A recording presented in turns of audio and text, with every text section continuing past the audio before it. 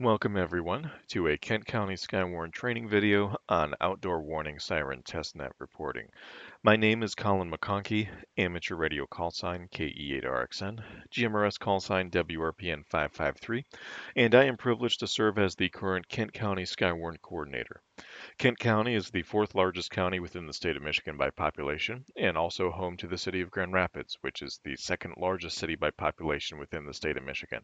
And so, as such, I am truly grateful for all the wonderful volunteers and members of the community that give us the excellent outdoor warning sirens upon which we rely on a monthly basis in order to send those data points to our served agencies. With that in mind, I thought it would be helpful for everyone to review what makes a truly excellent outdoor warning siren testnet report and look at opportunities where some reports fall short and where we can all improve our reporting, as well as some helpful considerations, especially if you are going to go out and look for sirens with which to give visual reports. Before we begin with any specifics, however, let's quickly review the ways in which you can report outdoor warning siren data via a Kent County Skywarn net. As a reminder, April through October on the first Friday of every month at 12 noon, the outdoor warning sirens are sounded by emergency management, and so we will start our net approximately 5 minutes before to give everyone time to get on the air and be ready for when the sirens sound.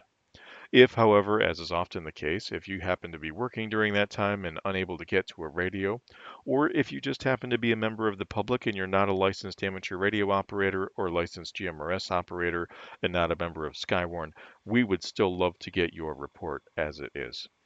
So with that, you can also go to spotterconnect.com and you can click on the event log in the left-hand pane, and you can click on the new button, as I will now demonstrate.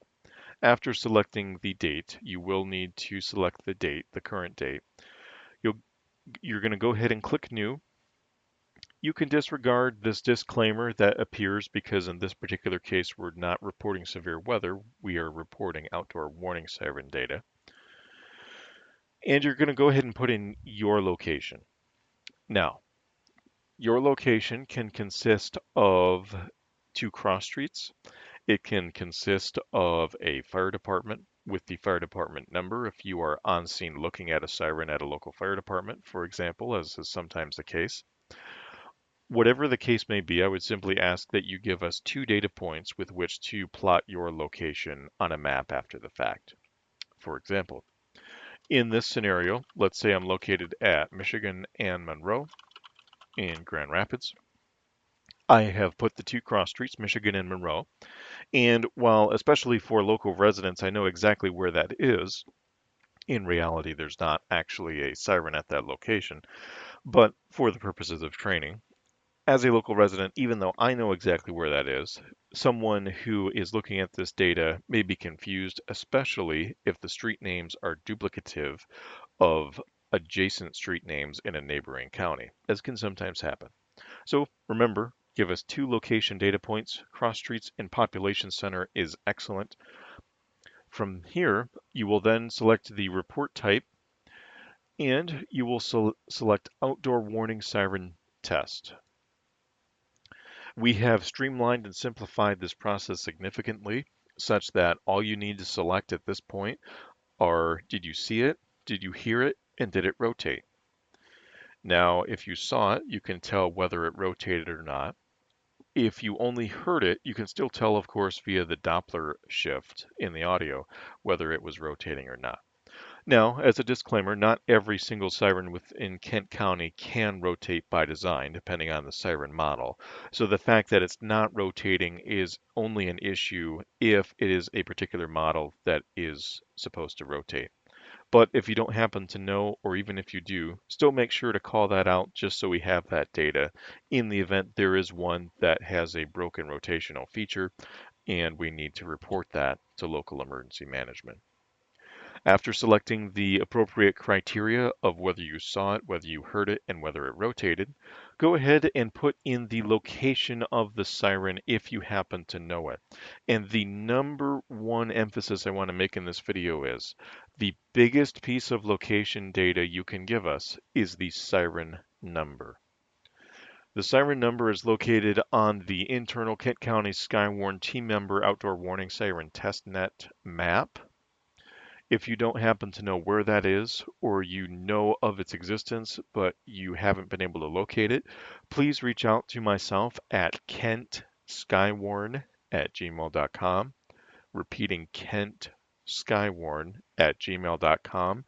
And I or one of the deputy coordinators for Skywarn will be more than happy to assist you in locating that.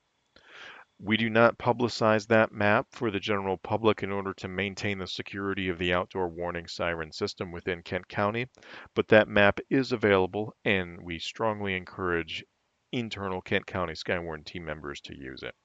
So let's say that I've done my due diligence. I have looked on the map ahead of time at where the siren is. I know the siren number and I'm going to put siren number 1. Again, in reality, there's no siren here, let alone a siren with a number 1 at this location, but it is for training purposes only. Let's say, however, I don't happen to know the siren number. Again, I would just put in, with the same criteria as my own location, the 2 data points that we need as leaders to best locate that siren given your report. Now, I will say in this particular case, since I happen to see the siren, I probably don't need to list the same physical location twice. Where we need to know those 2 different locations is if you are giving a report that is audio only, which is actually typically the case for most of our volunteers. And in that particular case, we need to know where you are at and where the siren is at. So let's say that this particular report, I heard the siren and I could tell via the Doppler effect that it was rotating, but I know that the siren is not at my location. But I do happen to know actually where the siren is. So let's say that I happen to know that the siren is located at GRFD station number 1. Again, this is all hypothetical for training only. There is not a GRFD station number 1 at this location in reality, but nevertheless, that is perfect because we as leaders can go back and plot exactly where GRFD station number 1 is on a map, and we can easily determine the siren that is located at that fire station. Very, very helpful. If, however, I don't happen to know the exact location of the siren, and I'm not physically on scene at the siren location, not to worry, there is still information that I can include to help the leaders know where that siren is located after the fact. So let's say that I happen to hear a siren to my north. This is actually helpful information. The reason is, when I submit this, as a team member, I, now switching roles here in the training scenario, as a leader, can look at this and say, okay, Colin was located at Michigan and Monroe in Grand Rapids, as opposed to some other Michigan and Monroe somewhere else. He did not see the siren, but he did hear the siren. He did confirm the siren is locating, and while he didn't know the exact location of the siren, let alone the unique siren number, nevertheless, he told me where the siren was. The siren was located to his north. Where is that helpful? Well, now switching over to Google Maps, I have, for training purposes only, loaded up the local hamburger joints as points of interest on this map to simulate tornado siren locations. Given that this is a public YouTube video, I'm not going to actually pull up the outdoor warning siren test map with the actual physical locations. So fast food joints that give varying degrees of burgers, or that make varying degrees of burgers, some good, some not so good, some truly outstanding, some definitely not. This will certainly suffice for training. So let's say that I am located at that location I stated earlier, at Michigan and Monroe. So where is that in reality? Here's Michigan Street in Grand Rapids. Here's Monroe. So as a leader, I can say, okay, Colin was located here at this intersection. He heard a siren to his north. Okay, which siren is closest to him in that from that location. Ah, I see there's a point of interest here marked on the map. Again, this happens to be the Grand Rapids Garage Bar and Grill, which has reasonably good food, but that's a conversation for another day. But let's say that this was an outdoor warning siren location. I, as a leader, can then say, okay, he was located, once again, physically at Michigan and Monroe. He didn't know the siren number. He didn't know the exact location of the siren, but we have a high degree of certainty that this was the siren due north of his location for which he is reporting. And so we can go update our reporting metrics as a result, given that location. Let's say, however, that I, as a team member or a volunteer, only give 1 point of location data when my location and the siren location differ. So let's say that I report that I am once again located at Michigan and Monroe, and let's say I heard a siren close by. Unfortunately, we are not able to use that report. The reason being is we don't know, are you referring to your north? Are you referring to your east, your south, or your west?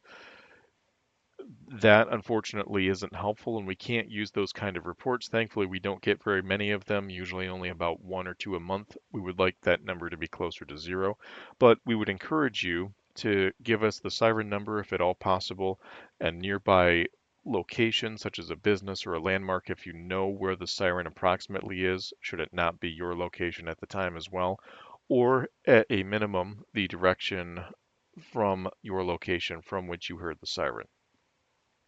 Let's say that you are reporting on multiple sirens, and let's say that you heard a siren to your north, you heard a siren to your south, and you heard a siren to your west. We rarely ever get 3 reports from the same individual, but it sometimes happens. Usually those tend to be visual or relayed to that individual from others. But nevertheless, again, as a team member plotting this data on a map and reporting it after the fact to emergency management, I can say, okay, here's Michigan Street. Where is Monroe? Okay, here's Monroe Avenue right here. So we know this is where the volunteer was when they gave the report, when they heard the sirens.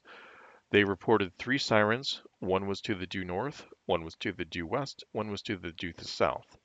So we can say, aha, here's the one that was due north of them, here's the one that was due west of them, and here's the one that was due south of them. And that is very helpful because we can reverse engineer where the locations of the sirens were based on that data. And once again, if I happen to say I'm located at Michigan and Monroe, I hear 3 sirens, that unfortunately isn't data we can use because we just simply don't know with a high degree of certainty which sirens you heard. It could be these 3, or it also could be this siren over here, which happens to be a Grand Coney restaurant, or it could be one even further south, which is Stella's Lounge. But so with that, we just need 2 pieces of location information, especially if your location and the siren location differ. Having said all that, let's say that you are a siren hunter, as many of us are, to be distinguished from a storm chaser, which is a completely separate topic. But let's say a siren hunter, which simply means that you know where the siren is and you can safely go out on a beautiful weather day when the sirens are being tested and you can safely observe the sirens without getting in the way of public safety or without putting yourself or others in danger, which is relatively easy to do if you're a responsible adult. So all that as in not getting in the way of public safety or putting others in danger, I mean to say. All that having been said, let's say that I want to go report on the siren on scene, and so I'm going to drive to that location prior to the start of the net. Well, what I would do, and what I would highly recommend that you do as well, is I'm going to pull up that siren location via Google Maps, and then I'm not only going to use satellite imagery to see if I can find it that way, but especially in a county like Kent County, where most of the streets are mapped with Street View, I recommend you pull up Street View. The reason being is, especially if you're driving by and you may not be able to safely stop, That will show you exactly how the vantage point of the siren presents itself when you will be in your vehicle. So in this particular case, this point of interest is right here. And that's particularly helpful because it avoids the error of you have put in the effort to get in your vehicle to drive out to the siren, and the siren happens to be behind a taller building and you didn't know that ahead of time, so you're trying to find it while you're driving around, and then maybe you're a distracted driver, which is certainly not something that we would ever recommend or encourage. And you're also discouraged because you knew the siren was pretty close by. You could hear it very, very well, but yet you couldn't quite see it because you hadn't looked up the location prior to your arrival. So I just recommend use the Google Street View trick, and that will serve you well, especially if you give us visual reports. In conclusion, thank you to all our wonderful Skywarn volunteers and members of the public who give us outdoor warning siren testnet reports. As I record this, it is August 2024. We will have two more, one in September, one in October, before they conclude for the 2024 season. And so we hope that you found this information helpful, and we look forward very much to your future reports. Thank you very much, and I'll see you again later in another training video.